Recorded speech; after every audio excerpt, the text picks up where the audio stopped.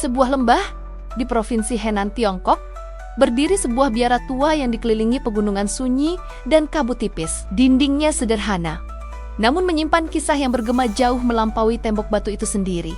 Biara ini dikenal dengan satu nama yang legendaris, yaitu Shaolin. Bagi sebagian orang, Shaolin adalah tempat doa dan meditasi. Sedangkan bagi yang lain, ia adalah asal mula seni bela diri yang penuh jurus menakjubkan. Namun lebih dari itu, Shaolin adalah simbol dari sesuatu yang lebih dalam. Perpaduan antara disiplin, kekuatan, dan pencarian spiritual. Sejarahnya bukan sekadar catatan dingin di naskah kuno. Ia adalah cerita tentang manusia biasa yang melalui latihan keras dan ketekunan rohani, menjelma menjadi sosok-sosok luar biasa.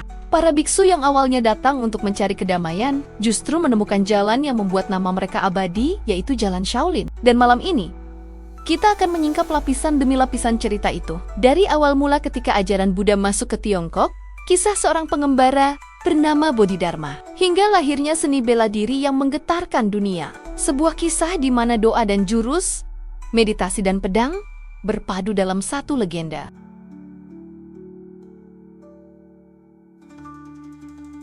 Kisah Shaolin tidak bisa dipisahkan dari perjalanan panjang ajaran Buddha yang melintasi pegunungan, gurun, dan jalur sutra.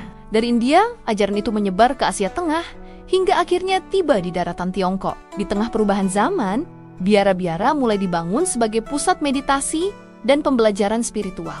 Salah satunya adalah sebuah biara sederhana di kaki Gunung Song, yang kelak dikenal sebagai kuil Shaolin. Namun, legenda Shaolin baru benar-benar hidup ketika seorang pendeta pengembara dari India tiba di Tiongkok pada abad ke-5. Namanya adalah Bodhidharma. Ia datang bukan dengan pasukan, bukan dengan harta, melainkan dengan ajaran yang sederhana, yaitu meditasi sebagai jalan menuju pencerahan. Catatan kuno menggambarkan Bodhidharma sebagai sosok yang penuh wibawa, dengan mata tajam dan tatapan yang menembus. Ia dianggap sebagai pembawa aliran Zen, yang dalam bahasa Tiongkok disebut Chen. Namun di balik meditasi hening yang diajarkan, ada sesuatu yang lebih. Bodhidharma melihat bahwa tubuh para biksu di Shaolin terlalu lemah untuk menahan disiplin meditasi panjang. Mereka duduk berjam-jam, namun tubuh yang rapuh membuat pikiran tak pernah bisa benar-benar tenang. Dari sinilah lahir gagasan besar. Latihan fisik bukan sekadar menjaga tubuh, melainkan juga jalan menuju kesempurnaan batin. Maka Bodhidharma memperkenalkan serangkaian latihan tubuh yang keras, gerakan yang menyerupai hewan, serta pola pernapasan yang mendalam.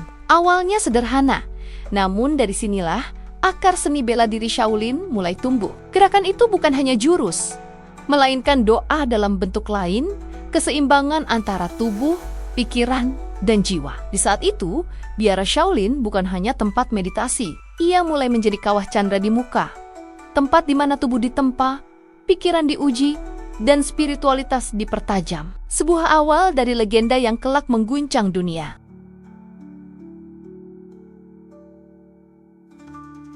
Seiring waktu, latihan yang diperkenalkan Bodhidharma berkembang. Para biksu mulai menemukan harmoni antara pernapasan, gerakan, dan meditasi. Apa yang semula hanyalah cara menjaga tubuh agar kuat, perlahan berubah menjadi sistem gerakan yang penuh makna. Di halaman biara yang sunyi, para biksu berlatih setiap pagi. Nafas mereka berpadu dengan dinginnya kabut gunung. Gerakan mereka mengikuti ritme alam. Kuat seperti harimau, gesit seperti burung bangau, lincah seperti monyet, dan kokoh seperti naga. Dari sini, lahirlah jurus-jurus yang kelak dikenal sebagai kungfu Shaolin. Namun, Shaolin bukan hanya soal meniru hewan atau menguasai jurus. Setiap gerakan adalah meditasi dalam bentuk fisik. Setiap pukulan, tendangan, atau kuda-kuda bukan sekadar untuk bertarung, melainkan untuk menguji kedalaman jiwa. Ketika biara Shaolin mulai dikenal, tantangan pun datang. Perampok sering mengincar biara, berharap bisa menjarah persediaan makanan atau harta benda yang tersimpan. Pada saat itulah, seni bela diri Shaolin membuktikan perannya. Para biksu yang tampak sederhana mampu menghalau ancaman dengan gerakan yang mematikan. Legenda menyebut, beberapa penguasa yang mengetahui kemampuan ini mulai meminta bantuan Shaolin. Biksu-biksu yang awalnya hanya ingin damai, perlahan berubah menjadi sosok yang juga dipandang sebagai penjaga keadilan. Dari biara yang sunyi, lahirlah sebuah tradisi bela diri yang akan mewarnai sejarah Tiongkok selama berabad-abad. Kungfu Shaolin bukan hanya seni bertarung. Ia adalah filsafat hidup, sebuah ajaran bahwa tubuh harus ditempa, pikiran harus dijaga, dan jiwa harus disucikan. Dari sinilah lahir simbol abadi, biksu Shaolin, pertapa sekaligus satria, yang dengan ketenangan wajahnya menyembunyikan kekuatan luar biasa di dalam tubuhnya.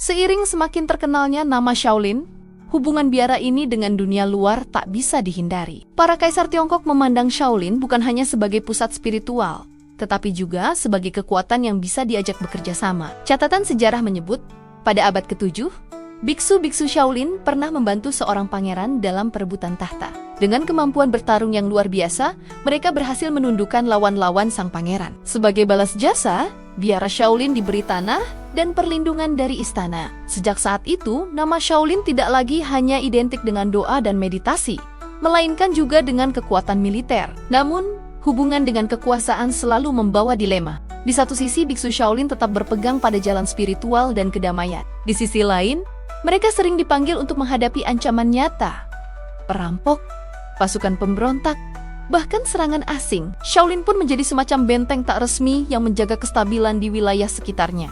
Ada kisah tentang sekelompok biksu yang menghadapi ratusan perampok hanya dengan senjata sederhana, tongkat, dan tangan kosong. Keberanian mereka menjadi legenda, dan sejak itu, semakin banyak orang yang datang ke biara. Bukan hanya untuk belajar agama, tetapi juga untuk mempelajari seni bertarung. Namun, keterlibatan dalam politik juga menimbulkan risiko besar. Setiap kali dinasti berubah, posisi Shaolin bisa terancam. Ada masa ketika biara ini dipuji dan dilindungi, tetapi ada pula masa ketika ia dicurigai dan dihukum. Dinding Shaolin menjadi saksi pasang surut hubungan dengan kekuasaan, bagaikan ombak yang terus menerpa batu karang. Pada akhirnya, Shaolin tetap bertahan bukan karena dukungan istana semata, melainkan karena disiplin para biksu dan keyakinan yang mereka pegang. Dalam kesetiaan pada latihan dan doa, mereka menemukan kekuatan untuk menghadapi semua perubahan zaman.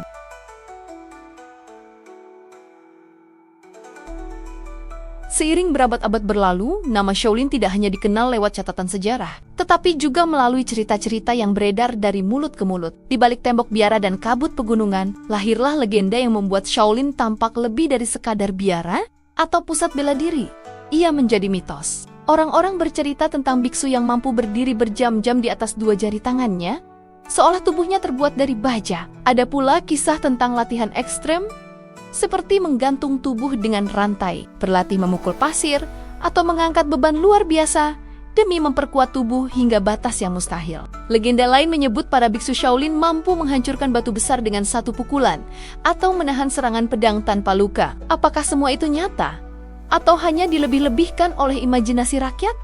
Sulit untuk dibuktikan, namun cerita-cerita itu terus hidup, diwariskan dari generasi ke generasi, membangun citra Shaolin sebagai manusia di ambang batas antara fana dan supranatural. Selain kemampuan fisik, banyak pula kisah spiritual. Diceritakan bahwa latihan meditasi mereka bisa membawa kedamaian batin yang begitu dalam, sehingga tubuh mereka seolah tidak merasakan rasa sakit. Bagi sebagian orang, inilah rahasia mengapa biksu Shaolin bisa melakukan hal-hal yang tampak mustahil. Mitos-mitos itu membuat Shaolin bukan hanya simbol kekuatan, tetapi juga simbol misteri, sebuah perpaduan antara tubuh, jiwa, dan keyakinan yang melampaui logika manusia biasa. Dan mungkin, di sanalah letak kekuatan sejati mereka, bukan hanya pada jurus atau otot, melainkan pada keyakinan bahwa batas manusia bisa ditembus dengan latihan dan disiplin yang tak tergoyahkan.